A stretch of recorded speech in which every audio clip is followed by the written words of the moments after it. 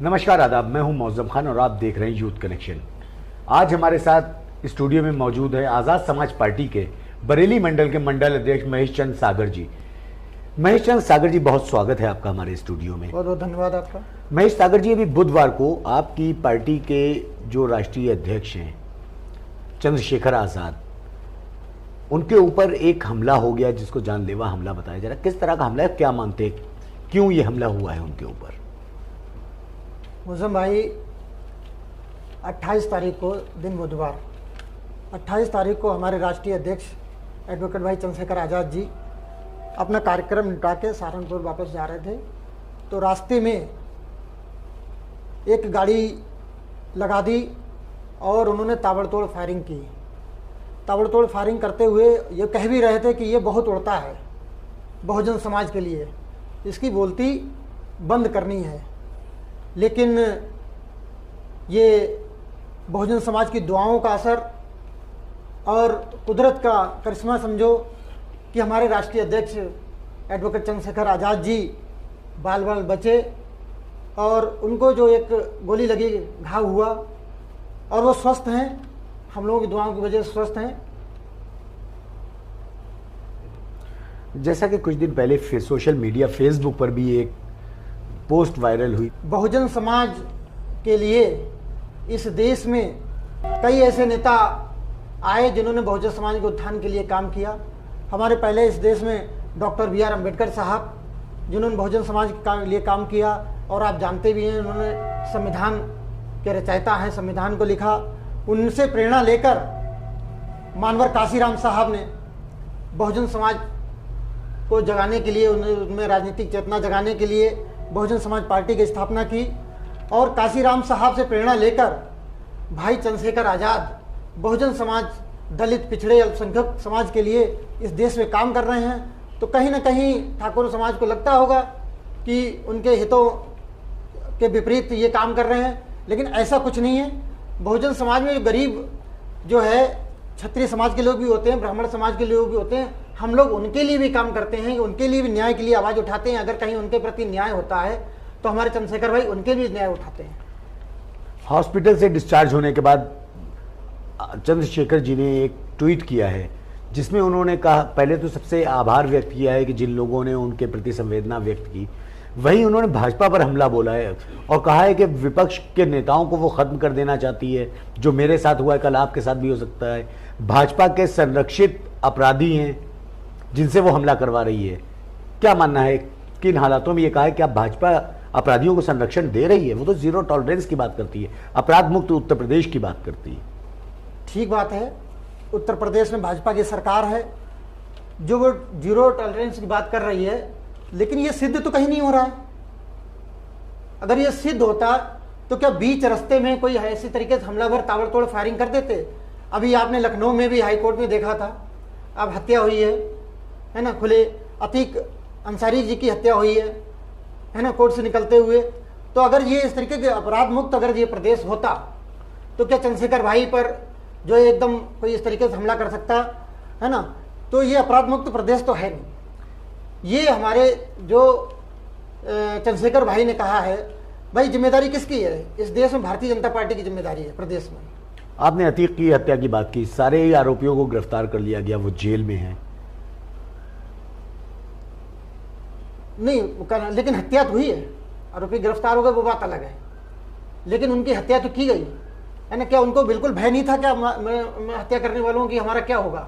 अगर ये अपराध मुक्त प्रदेश होता और शासन प्रशासन कानून व्यवस्था से डर होता तो शायद हत्या करने से पहले अपराधी 4 बार सोचे कि हम ऐसा क्यों कर रहे हैं। कहीं ना कहीं उनको ऐसा होगा, लगता होगा कि हम ये करेंगे काम, हत्या करेंगे और हमारा बाद में कुछ नहीं होगा हम पुलिस में जाने के बाद। चंद्रशेखर आज़ाद ने अपने ट्वीट में एक और आरोप लगाया है कि जो भाजपा है वो बाबा साहब के लोकतंत्र को और सामाजिक मूल्यों को खत्म कर देना चाहती है।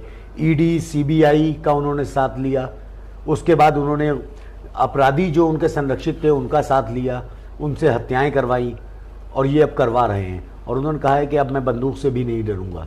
इस पर क्या कुछ मानना है? क्या भाजपा वाकई अपराधियों को संरक्षित कर रही है? देखिए, ये देश और ये प्रदेश संविधान से चलता है। संविधान के तहत कोई भी बात है तो वो अदालत जाएगी, उस पर न्याय का काम अदालत करेगी। ये प्रोजेक्ट करके भारतीय जनता पार्टी अपराधियों को प्रोजेक्ट करके किसी की हत्या करवाए, ये न्यायपूर्ण नहीं है। और इसी आधार पर ये चंद्रशेखर जी ने बात की है कि जिम्मेदारी बनती है भारतीय जनता पार्टी की कि वो इस तरीके कृत्य ना करे जिससे अपराधियों को मनोबल बढ़े। उन्होंने कहा है कि मेरा जो सीना है वो 56 इंच का है और ये नकली नहीं है। और वहीं उन्होंने इस सब पर भाजपा सरकार पर, उत्तर प्रदेश की भाजपा सरकार पर सवाल उठाते हुए कहा है कि मुख्यमंत्री को इस्तीफा दे देना चाहिए, त्यागपत्र दे देना चाहिए, क्योंकि अगर वो हमारी सुरक्षा नहीं कर सकते, जो राज्य की बहू बेटियां हैं उनकी सुरक्षा नहीं कर सकते, दलितों की, अल्पसंख्यकों की सुरक्षा नहीं कर सकते, तो इससे कहां तक इत्तेफाक रखते हैं? भाई चंद्रशेखर जी ने जो कहा बिल्कुल सही कहा, क्योंकि वो जमीन से जुड़कर न्याय की लड़ाई लड़ रहे हैं। एक छोटा सा संगठन उन्होंने बनाया था भीम आर्मी के नाम से, और लोगों के लिए, न्याय के लिए लड़ाई लड़ी, और पूरे देश प्रदेश में नहीं, पूरे देश में नहीं, पूरी दुनिया में उनका नाम है। आपने देखा पढ़ा होगा कि अमेरिका की एक पत्रिका है जिसमें उन्हें 100 सशक्त दुनिया के 100 उभरते हुए सशक्त लोगों में उनका नाम है। तो वो नाम किसी के कहने पे तो उनका दर्ज किया नहीं गया। उन्होंने ये महसूस किया कि भारत में एक ऐसा मजबूत लड़का है और एक ऐसा उभरता हुआ दलित नेता है जिसके एक आवाज पर उस देश में बहुजन समाज के लोग एकत्रित हो जाते हैं। तो ऐसे व्यक्ति का जो 56 इंच का सीना है, और जो भारतीय जनता पार्टी ऐसे व्यक्ति की भी रक्षा नहीं कर सकती है जिसके पूरा बहुजन मूवमेंट अपने चला रहा है, ऐसे व्यक्ति की भी रक्षा नहीं कर सकती है उसके। तो और इस देश प्रदेश में आप देख ही रहे हैं, आए दिन बलात्कार, हत्याएं की, आप अखबार में पढ़ते हैं, आप तो मीडिया से जुड़े हुए हैं, आपको तो सब सूचनाएं मिलती रहती हैं, तो उसमें भी अंकुश नहीं लगा पा रही है। तो ऐसी स्थिति में इनको इस्तीफा दे देना चाहिए मुख्यमंत्री पद से। अच्छा, आप 1998 से 2020 तक बसपा से जुड़े रहे हैं जी, तो ऐसी क्या मजबूरी आ गई कि 2020 में आपको बसपा छोड़ना पड़ी?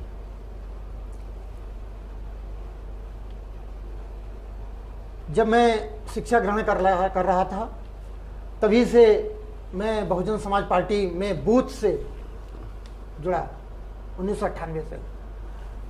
उस समय हमारे मोहल्ले का बूथ नंबर 56 हुआ करता था। मैं बूथ अध्यक्ष हमारे बसपा के कार्यकर्ताओं ने बनाया था मुझे, और मैं बूथ कार्यकर्ता से लेकर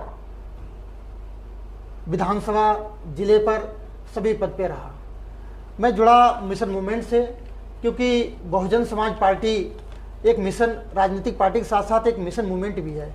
वो मिशन मूवमेंट जो डॉक्टर बी आर अम्बेडकर साहब की त्याग, तपस्या और बलिदान को पूरा करने के लिए मानवर काशीराम साहब ने 4200 किलोमीटर साइकिल चलाई और बहुजन समाज में राजनीतिक चेतना जगाई।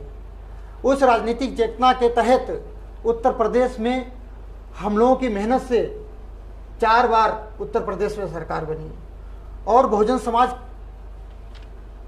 का उत्थान करने के लिए, दलित पिछड़ों का उत्थान करने के लिए, अल्पसंख्यकों का उत्थान करने के लिए बहुजन समाज पार्टी का निर्माण किया गया। लेकिन मानवर काशीराम 9 अक्टूबर 2006 में मानवर काशीराम साहब हमारे बीच से चले गए, और 2007 में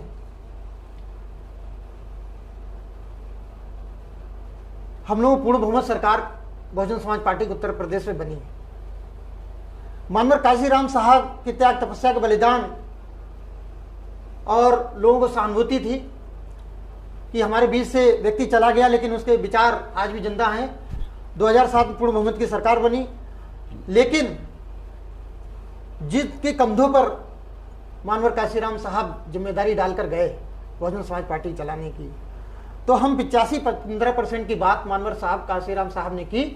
85-15% को बात करके 85% को जोड़कर हम लोगों ने पार्टी का गठन किया और उस मिशन मूवमेंट को चला रहे थे। लेकिन मानवर काशीराम साहब जिनके कंधों पे जिम्मेदारी डाल करके गए, उन्होंने इस बात को खत्म कर दिया, क्योंकि अभी भी कहीं ना कहीं हमारा 85% बहुत कमजोर है। आज भी उसकी थानों में सुनवाई नहीं होती है, आज भी उसकी तहसील में सुनवाई नहीं होती है, आज भी उसकी मार कुटाई मेड़ों पे हो जाती है, आए दिन भी उनकी मेड़ें तोड़ दी जाती हैं, आए दिन उनको रास्ता चलना दूभर कर दिया जाता है। तो ऐसी स्थिति में अगर जिस मिशन मूवमेंट के लिए हम लोगों ने काम किया 85% के लिए, अगर वो 15% उसमें आ गया है, पूरी तरीके से सम्मिलित कर लिया है, तो वो हम हावी हो गया। तो जब हम काम करने जाते थे तो हमें लगता था कि जिस मिशन मूवमेंट के लिए हम लोग काम करते हैं, जिनके लिए हमने काम कर रहे हैं, जिस समाज के लिए हम लोग बहुजन समाज पार्टी को मजबूत कर रहे हैं, फिर से सरकार बनाने के लिए काम कर रहे हैं, तो वो कहीं ना कहीं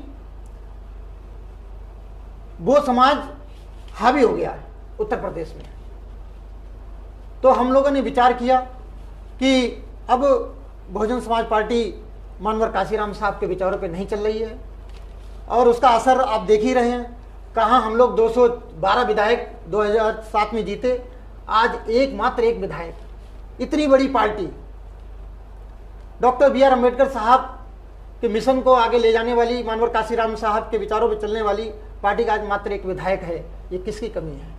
ये कमी हमारे जिनके कंधों पर मानवर काशीराम साहब इस पार्टी की जिम्मेदारी डाल के गए, उनकी कमी है कि उन्होंने बहुजन समाज का हनन करने लगी, जिस कारण उस पार्टी से जो भी मिशन मूवमेंट को चला रहे थे वो उससे दूरी बनाने लगे हैं।